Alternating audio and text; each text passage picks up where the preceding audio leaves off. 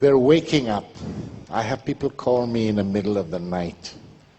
I'm sorry, I can't, all I can do is stand on a stage or write. Hopefully you will understand and take the cloud away from your eyes. You start thinking for yourselves and don't let the pharma industry think for you. And here's a little tip to all you young people. We, the older ones, I'm gone already. I've had my life. I had a good life. I was a criminal in my job. I was a pop singer. I had 3 wives. 2 and I got 1 now. So that's 3, yeah, 3 wives. So, I mean, I have enjoyed all these things that are there for the offer. But listen to an old man. You young people, start to take care of yourselves. Take care of yourselves. Take care of your bodies. Don't fall for the junk that's out there. Stand up for what you believe is right for you. The reason you go to a doctor and the reason you go to the hospital is because you have not looked after yourselves. If you look after yourselves, you don't need to go. It's like the car. Tune up the auto. Use the right gas. Change the windshield wipers. Maintenance. If you do that, you don't need to see the mechanic.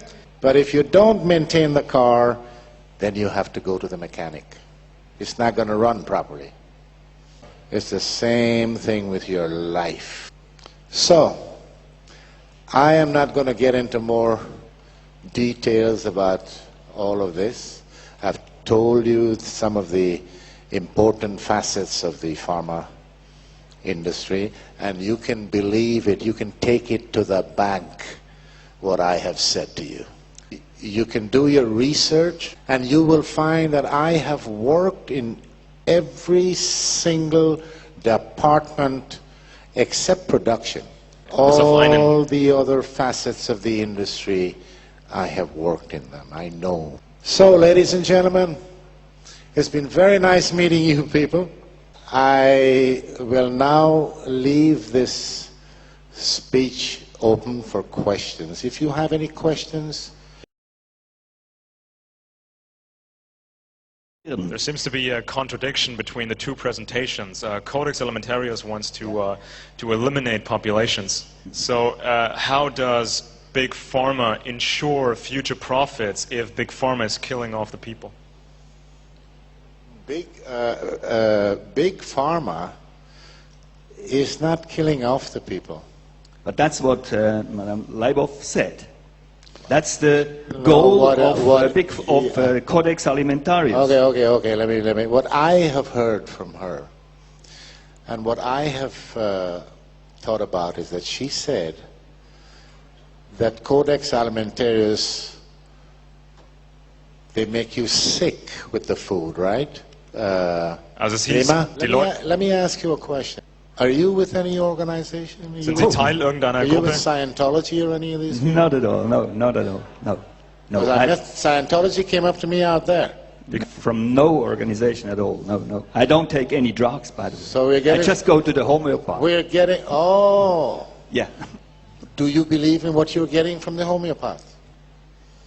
I think it works. I started only a year ago, I guess. Yeah. It works. It works. And you know, I agree with you in that the pharma industry is mostly here for making money, and I agree with your things that they. Rima, you talked about some key individuals who started not just Codex but started modern medicine, and I mean, it seems to be a contradiction. Well, what happens if the pharmaceutical industry kills off all the consumers? Well, here comes in the people above the industry. It seems confusing and contradictory on the face of it, and I wanted to make 2 comments. So I'm very glad that you asked that question.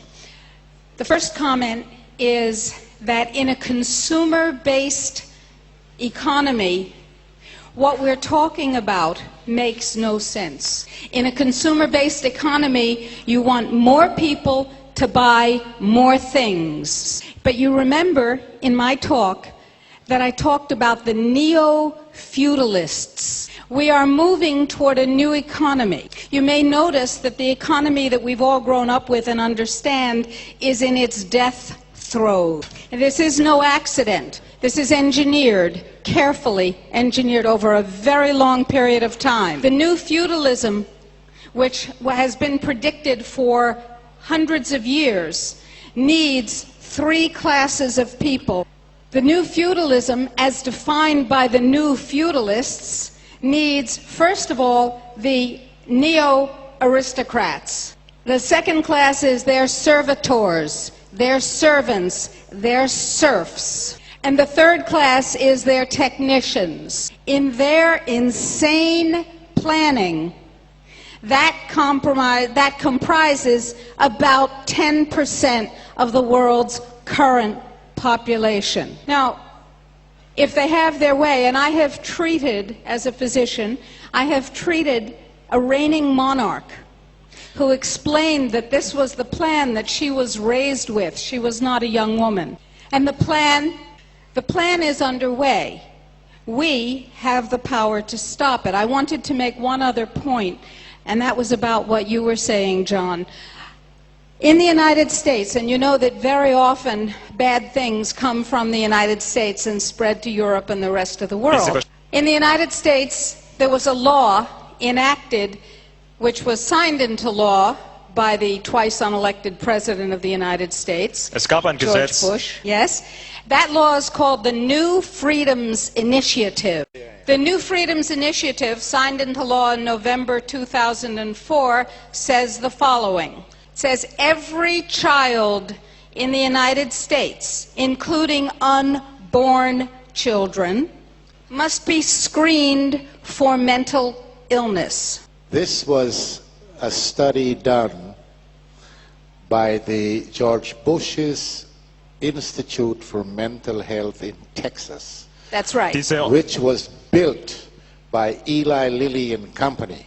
I attended a meeting in 2007 in Berlin. I was invited there by the members of the Green Party, and I was supposed to say something, I don't know what. Started speaking, they cut me off because there was a group of psychiatrists begging the government for money to perform exactly what Rima just said. And that's why I'm telling you, but there's more. Step one, screen every child, including the unborn, by screening their mothers for mental illness. 2, let me just finish the steps. Okay. Step 2, treat on a mandatory basis every child who is found to have, quote, God help us, mental illness, which means every child. And step 3,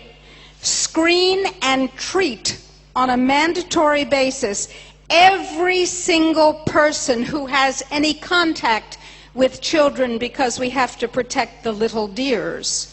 That means mothers, fathers, shopkeepers, school teachers, grandparents, neighbors. Thank you very much. Is that okay with your question? Das war eine sehr wichtige Frage. It gets more scaring, and it gets to more relations than you ever thought. What you have to do, let me give you a little bit. You have to start thinking simple. You go into details that involves politics and politicians and people in power. You lose the goal. It's not easy to understand. It's not einfach for anybody. He said it's not easy to put yourself into that crazy elitist mindset, and it's hard to wrap your head around it. Thank God it's not easy.